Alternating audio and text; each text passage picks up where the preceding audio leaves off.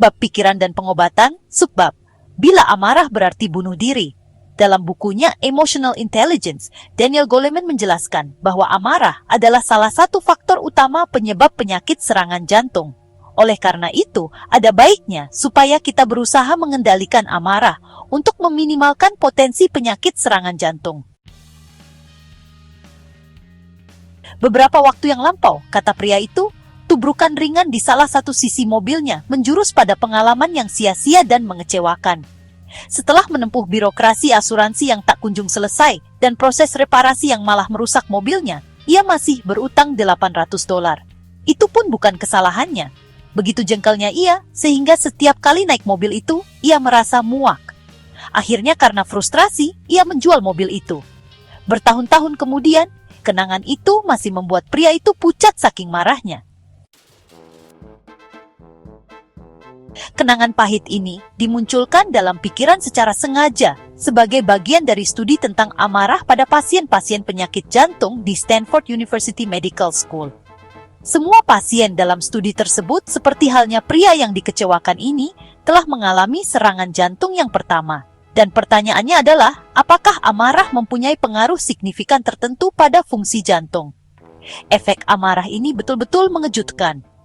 Ketika pasien-pasien ini mengisahkan kembali peristiwa yang membuat mereka marah, efisiensi pemompaan jantung menurun 5%. Beberapa pasien memperlihatkan penurunan efisiensi pemompaan sebanyak 7% atau lebih, yaitu rentang yang dianggap ahli kardiologi sebagai tanda iskemia miokardial, yaitu laju penurunan aliran darah yang membahayakan jantung.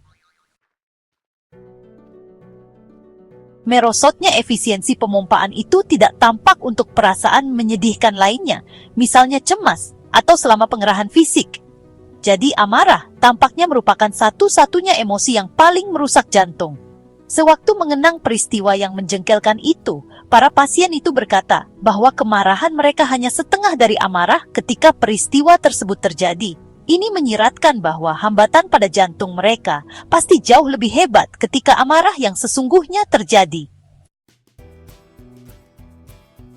Temuan ini merupakan bagian dari jaringan petunjuk yang lebih besar yang muncul dari lusinan studi yang meneliti kekuatan amarah yang merusak jantung.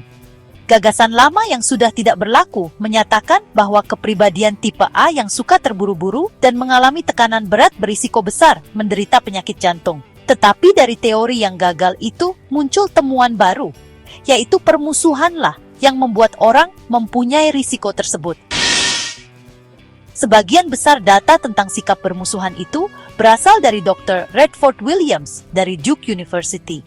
Contohnya, Williams menemukan bahwa dokter-dokter yang dahulu mempunyai skor tertinggi pada tes sikap bermusuhan semasa menjadi mahasiswa Fakultas Kedokteran, ternyata 7 kali lebih besar kemungkinannya meninggal pada usia 50 tahun bila dibandingkan dengan mereka yang memiliki skor permusuhan rendah.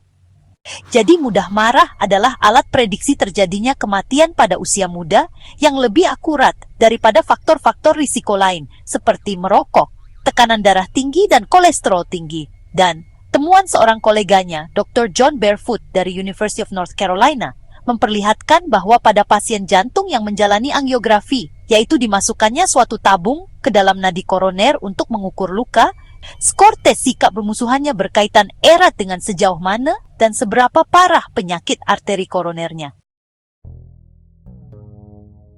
Tentu saja, tak seorang pun akan mengatakan bahwa amarah saja yang menimbulkan penyakit arteri koroner, tetapi amarah merupakan satu dari beberapa faktor yang saling mempengaruhi. Sebagaimana dikatakan oleh Peter Kaufman, pejabat kepala Behavioral Medicine Branch of the National Heart, Lung, and Blood Institute, sampai sekarang kita belum dapat memastikan apakah amarah dan sikap bermusuhan merupakan penyebab timbulnya penyakit arteri koroner awal, atau hanya memperparah masalah begitu penyakit jantung menyerang, atau keduanya. Tetapi, ambillah contoh seseorang yang berumur 20 tahun yang sering kali marah-marah. Setiap serangan amarah menumpukan stres tambahan bagi jantung dengan meningkatkan laju denyut jantung serta tekanan darah. Apabila ini berulang terus-menerus, hal tersebut akan bersifat merusak. Terutama karena golakan darah yang mengalir melalui arteri koroner bersama dengan detak jantung dapat menimbulkan robekan-robekan mikro pada pembuluh tersebut yang merupakan tempat tumbuhnya plak. Apabila jantung Anda berdenyut lebih cepat dan tekanan darah Anda lebih tinggi karena Anda biasa marah-marah selama 30 tahun, hal tersebut barangkali akan menyebabkan timbunan plak menumpuk lebih cepat dan dengan demikian akan menjurus pada penyakit arteri koroner. Begitu penyakit jantung menyerang, mekanisme yang dipicu oleh amarah menghambat efisiensi jantung sebagai pompa darah, sebagaimana terbukti dalam studi mengenai kenangan amarah pada pasien penyakit jantung. Efek hambatan efisiensi ini adalah membuat amarah menjadi faktor mematikan, khususnya pada orang yang telah mengidap penyakit jantung. Misalnya, sebuah studi di Stanford University Medical School terhadap 1.012 pria dan wanita yang menderita serangan jantung pertama dan dipantau selama 8 tahun, memperlihatkan bahwa kaum pria yang paling agresif dan paling suka bermusuhan mempunyai risiko tertinggi terkena serangan jantung yang kedua.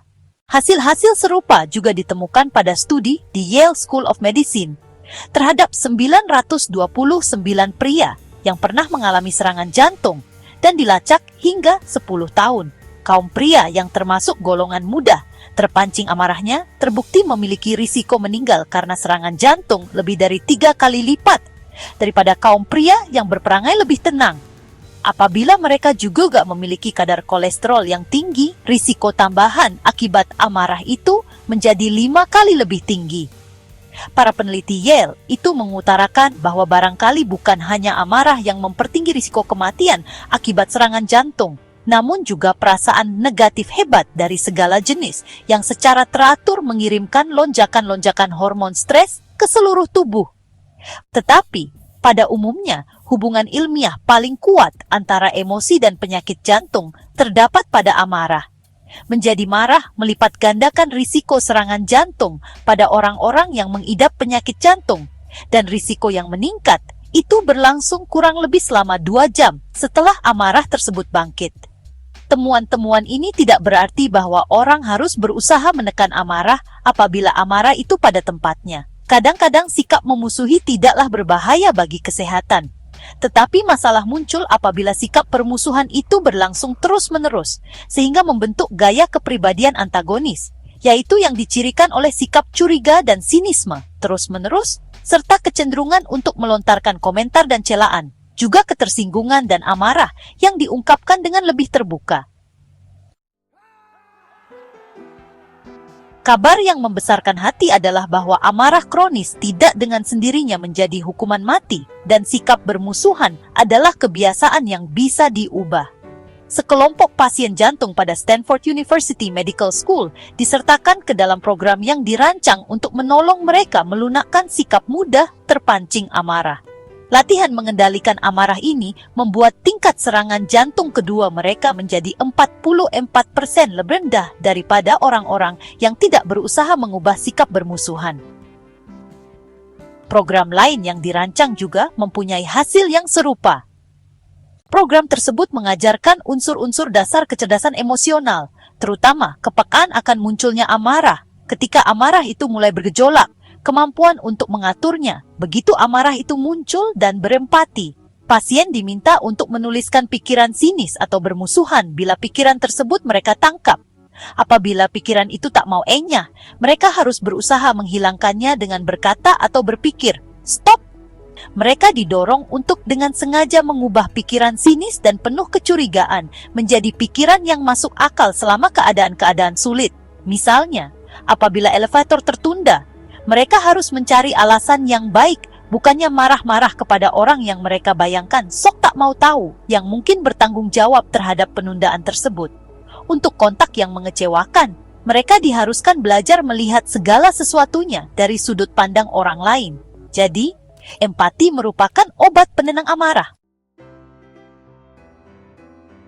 Untuk mendapatkan buku Emotional Intelligence karya Daniel Goleman, klik tautan pada deskripsi video ini untuk melakukan pembelian secara online di bellbook.com. Bellbook.com adalah toko buku online yang sudah berdiri sejak tahun 2009 dan melayani pengiriman ke seluruh wilayah di Indonesia.